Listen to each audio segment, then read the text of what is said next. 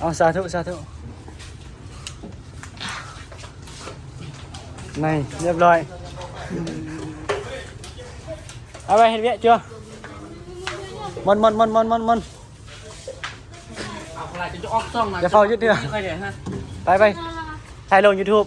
เจริญพรสวัสดีสบายดียมพ่อยมแม่ไม่จะไปกินอะไรบรายตี้จอนน้อยอยู่ไม่ใจสั้นบ่ใจสั่งมาจะว่าเลยใจสั่งมาแล้วใจสั้น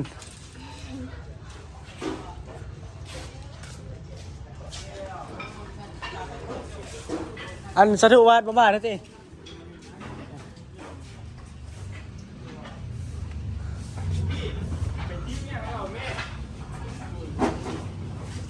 เน้นกำลังเกี่ยมสถานที่นะทำความสะอาดเกี่ยมสถานที่สงกรานต์ที่หลวงพระบางเนาะโดยปกติก่อนจะปีใหม่ก่อนจะถึงสงกรานต์ก็ต้องเกี่ยมงานจัดสถานที่กางเต้นต่างๆเนาะเอาพระเราจะเอาพระพุทธรูปลงเพื่อจะมาส่งนำพระนะตอนนี้ก็ทำความสะอาด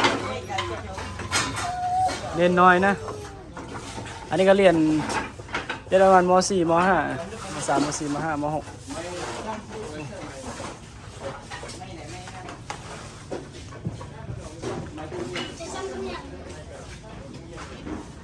นี่ชื่ออะไรนายคินอายุเท่าไหร่อายุจะปีละ12 ปีเรียนม.1 อ๋อเป็นคนทางใดนี่เมืองอยู่เมืองเนี่ยบ่อยู่แขวงไงดมไส้อ๋ออยู่ดมไส้เหมือนกันจะคือกินอันนี้สินะเอ็มลอยนะใจสั้นได้จั่วไม่ต้องกินมันนะเด้อกินน้ำธรรมดาเด้อเอ็มลอยห้องแท้ป่ะเนี่ยนะน้ำเปล่าที่แท้ห้อยโอ้เน็ตน้อยมาธรรมดาทำงานเหนื่อยก็เลยซัดเอ็มร้อยเลยระวังเด้เจ้านั้นบลับมือแรงกินมัดป่ะเนี่ยนะห้อยโหดแท้โอ้ยจ่วยยังนาคิน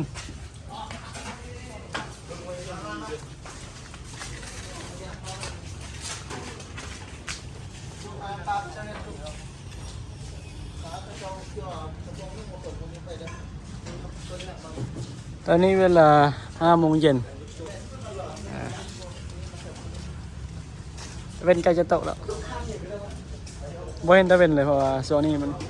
มีขี้ฝุ่นเยอะโยมเลยญาติโยมทางตรงพระบางก็มีฝุ่นPM 2.5 อยู่นะมันไม่เห็นแดดสาเหตุไม่เห็นแดดก็เพราะว่ามันน่าจะมีขี้ฝุ่นน่าจะมีฝุ่นเยอะแต่วัดสวยดีวัดสวย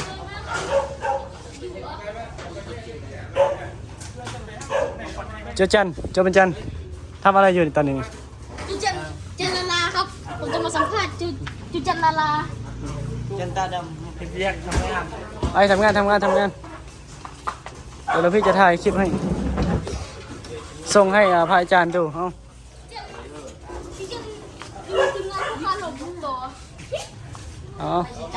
จันยกใส่หมูจัน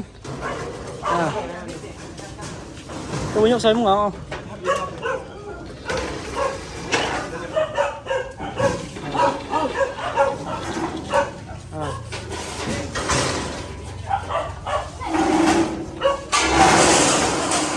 เน่นน้อยเจ้าน้อย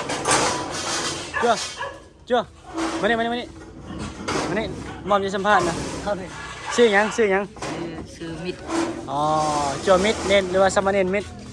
คนหลวงพระบางเนี่ยบ่แม่นอยู่บ้านใดสังคโลกเส้นคาโลกสังคโลกเนาะอ๋ออยู่กองเมืองนี่เนาะอ๋อไกลจากพุซี่นี่มาบวชต้นหรือบ่บ่ข้ามบวชเดือนเถอะฮอดระว่าไก่ได้มาเรียนหนังสือหรือบ่เรียนอ๋อเรียนมาได้ละเรียนม.2 แล้วอายุเท่าไหร่ล่ะอายุ10 12 2 ปีม2อ๋อเอาเฮ็ดเวียกเฮ็ดเวียก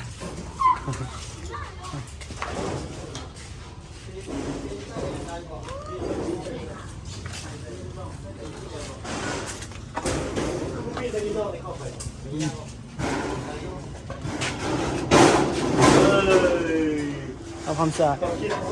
เก็บเงี้ย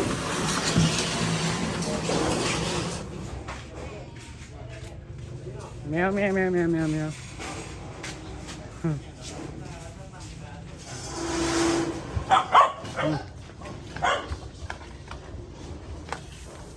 อ๋อคน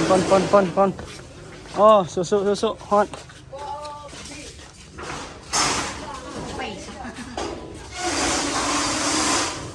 ก็ขอ